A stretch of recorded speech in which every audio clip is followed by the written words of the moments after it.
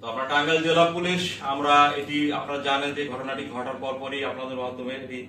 দেশবাসী জানতে পারে এবং এটি বেশ চাঞ্চল্য সৃষ্টি করে যে প্রবাসীর গাড়িতে একটি ডাকাতির ঘটনা। তো আমরা টাঙ্গাইল জেলা পুলিশ আমরা আমাদের গোয়েন্দা টিম এবং আমাদের সর্বোচ্চ প্রচেষ্টার মাধ্যমে এই ঘটনার আমরা রহস্য উদ্ঘাটন করতে পেরেছি এবং এই যে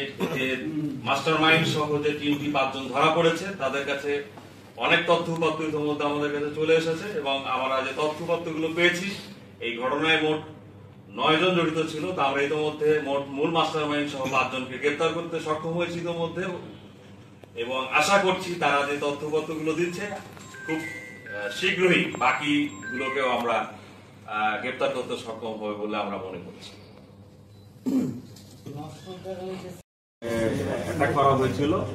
এটা হলো সেই পিও, এই হলো সেই মহাসড়ক যেখানকার ঘটনাটা ঘটছিল পল্লী বিদ্যুতের ঠিক অপোজিটে উত্তরবঙ্গমুখী যে লেনটা, সেখানে আমরা খুব দ্রুত ঘটনাস্থলে যাই এবং এই সেই মাইক্রোবাস যে মাইক্রোবাসটা দিয়ে ডাকাতিরা ডাকাতি কার্যক্রম করতে এসেছিল। এটা হলো প্রবাসীর মাইক্রোবাস, যে প্রবাসীর মাইক্রোবাসে অ্যাটাক করেছিল, এটি হলো সেই প্রবাসীর মাইক্রোবাস। এটি আমাদের যারা ওই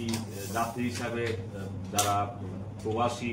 যারা ওই ঘটনার দিন ছিলেন প্রত্যক্ষদর্শী যারা ছিলেন তাদের সাথে কিন্তু আমরা আলাপ আলোচনা করছি, তথ্যপত্রগুলো শেয়ার করছি, তারা আমাদেরকে সেই ইনফরমেশনগুলো দিচ্ছে। তো এটি আজকে এই সেই 5 সদস্য তো যারা ইতিমধ্যে হলো এবং এদের নামে কিন্তু বিভিন্ন জেলায় কারো নামে 10টি, কারো নামে 12টি, কারো নামে 5টি একাধিক মামলা ইতিমধ্যে হয়েছে এবং এখানে আপনারা দেখতে পাচ্ছেন যে ডাকাতির কিছু সরঞ্জামাদিও এখানে কিন্তু আর এগুলো মূলত আমাদের তাদের কাছ থেকে উদ্ধারকৃত। আপনারা জানেন যে ওই ঘটনায় পুরো ডাকাতি কার্যক্রমটা কিন্তু সংগঠিত করতে পারেনি, তারা কিন্তু সংগঠন কালে প্রতিরোধের মধ্যে পড়েছে এবং তারা তাদের মাইক্রোবাসটি কিন্তু ফেলে যেতে হয়েছে। তো সুতরাং পুরো ডাকাতি কার্যক্রমটা কিন্তু সম্পন্ন হতে পারেনি। তারপরও যেহেতু কিছু মোবাইল লুণ্ঠিত হয়েছে,